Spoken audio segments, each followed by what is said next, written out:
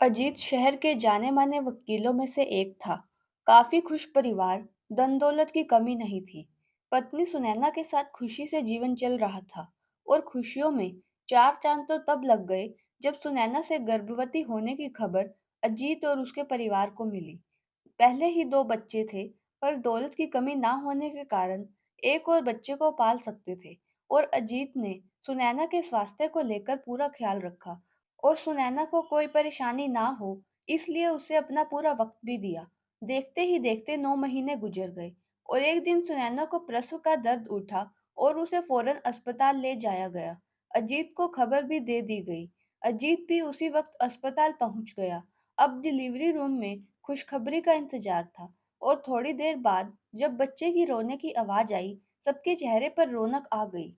Doctor और nurse चुपचाप delivery के रूम से निकल कर आए।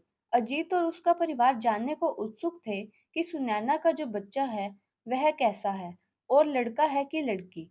पर डॉक्टर ने सिर्फ इतना ही बताया, माँ और बच्चा दोनों स्वस्थ हैं और तेज कदमों से वह अपने कमरे की तरफ चले गए। और तो और नर्स ने कोई नेक भी ना लिया। अजीत और उसके परिवार को अजीब लगा, पर घर आए खुशी के कारण बाकी सबको अनदेखा कर अंदर चले गए। सुनैना बेहोश पड़ी थी और बच्चा पालने में था। अजीत ने बच्चे को उठाया, गोरा चिट्टा गोल-मटोल सा चेहरा। अजीत बहुत खुश था। उसने अब बच्चा अपनी माँ को दिया।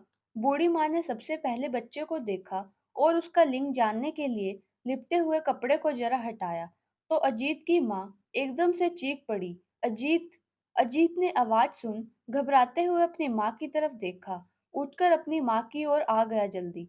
माँ की ओर देखते हुए बोला, "क्या हुआ माँ? इतनी तेज क्यों चीख रही हो? क्या हुआ?" माँ ने अजीत को बच्चे के लिंग की ओर ध्यान दिलाते हुए कहा, "तुम्हारा बच्चा।"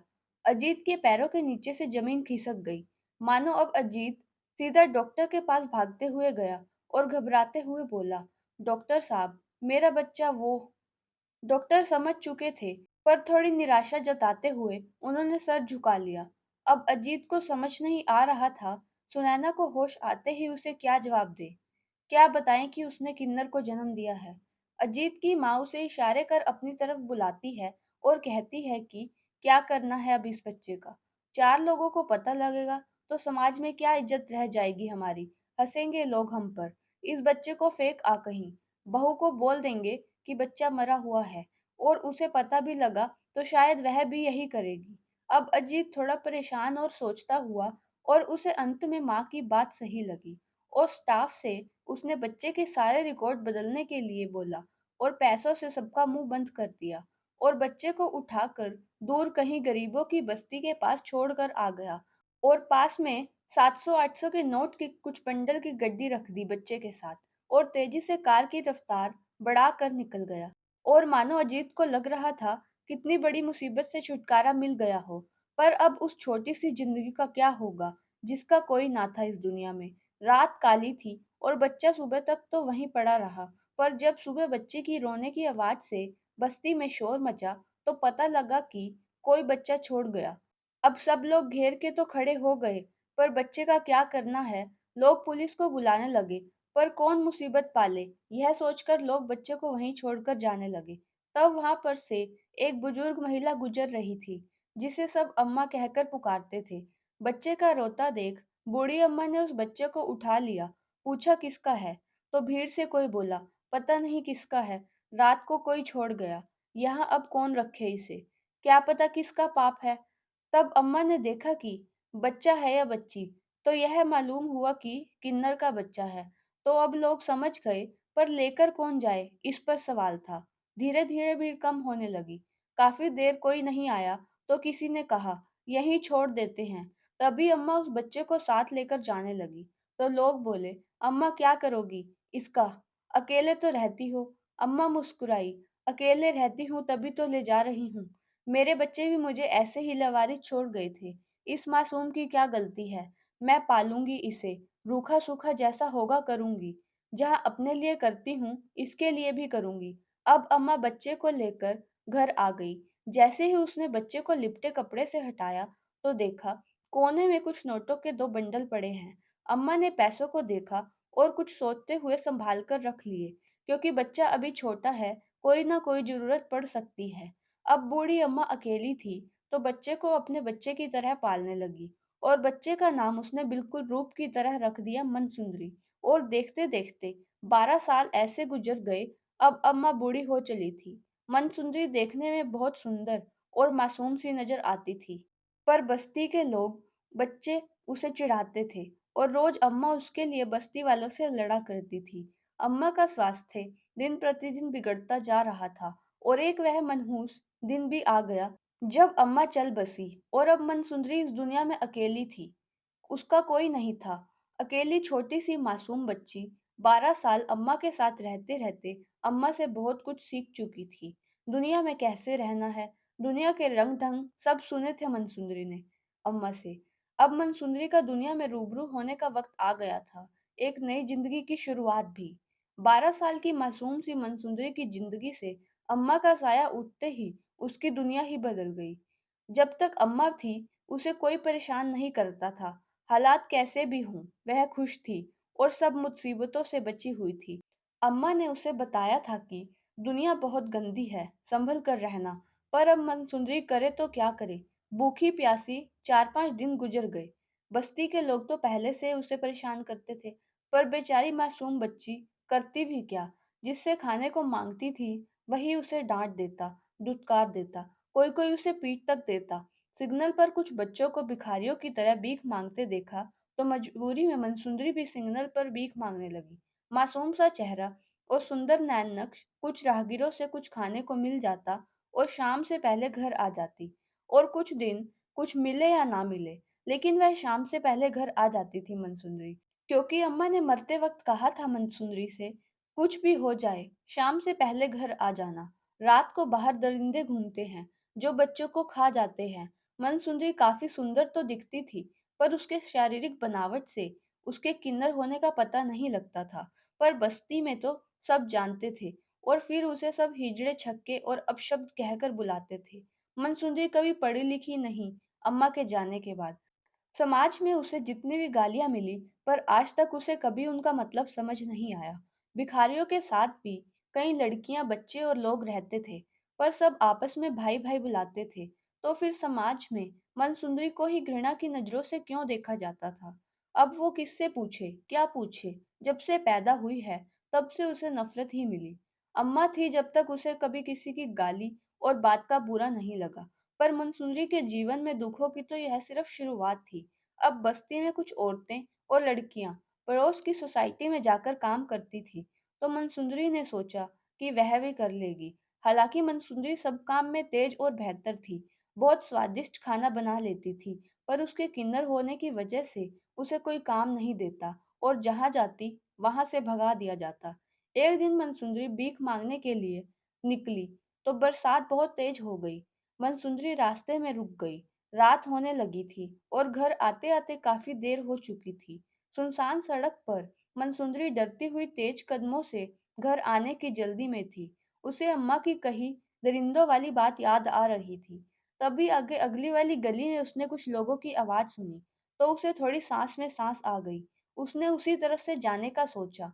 वहां से जाते हुए मनसुंदरी ने देखा वह लोग नशे में हैं। उन लोगों ने भी मनसुंदरी को देखा, तो नशे की हालत में सबके अंदर का जानवर जाग गया।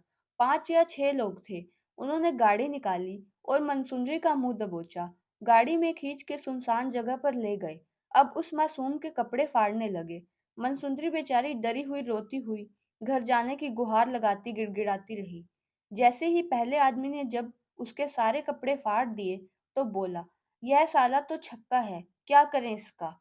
पीछे से दूसरा बोला, क्या करना है? जो मिला है काम चलाओ, इसके ही साथ करो। और सब ने जानवरों की तरह बारी-बारी से उस 17 साल की बच्ची की इज्जत लूट ली।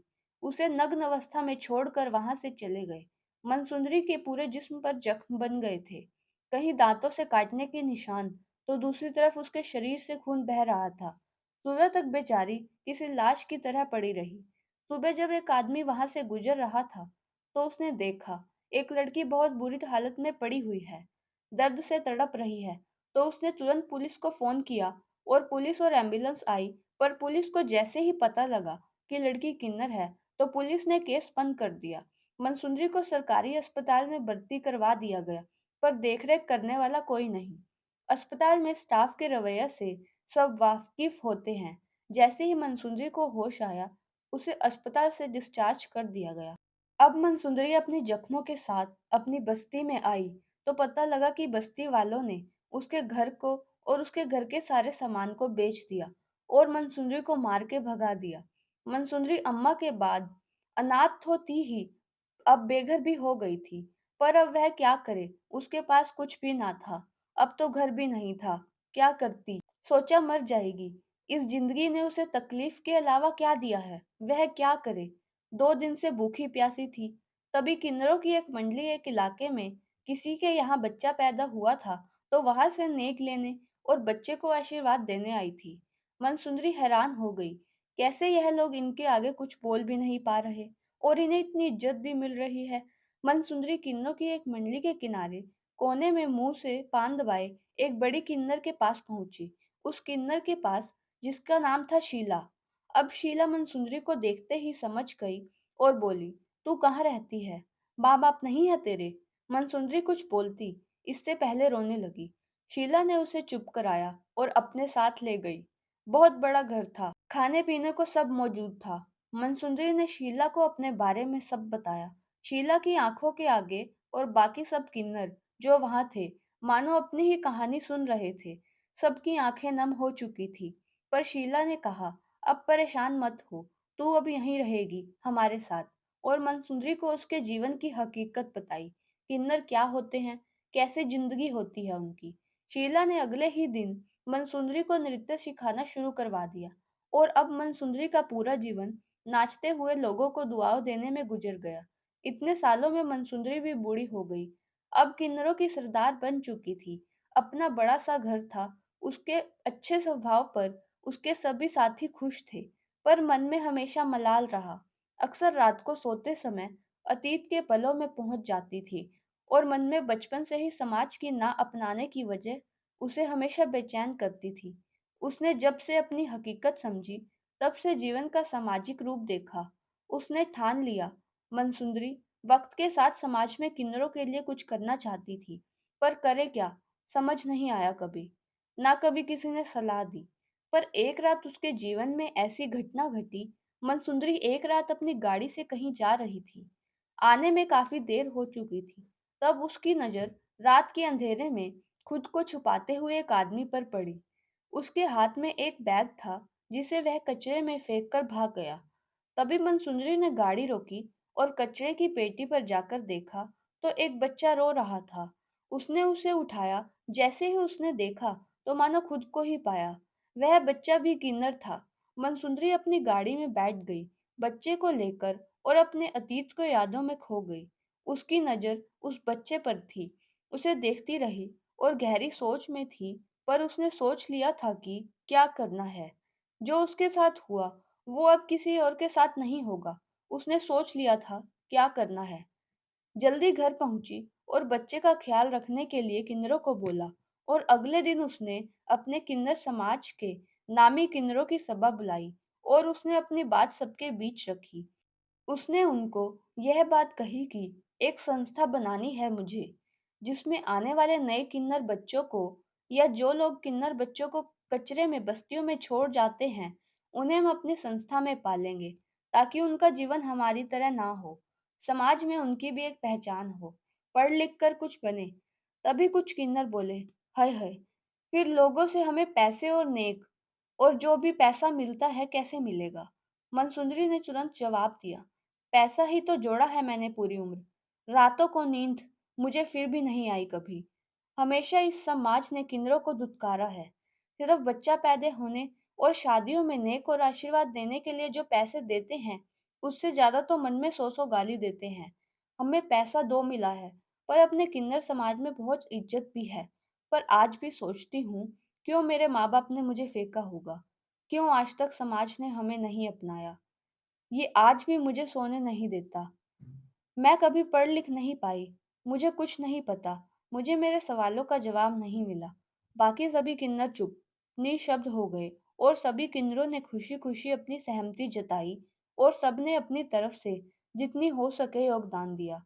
पर समाज में कोई भी कार्य इतना आसान नहीं होता और इस संस्था के लिए मनसुंदरी और उसके साथियों ने काफी जगह भागदौड़ करी। और इसका आखिर में नतीजा क्या हुआ?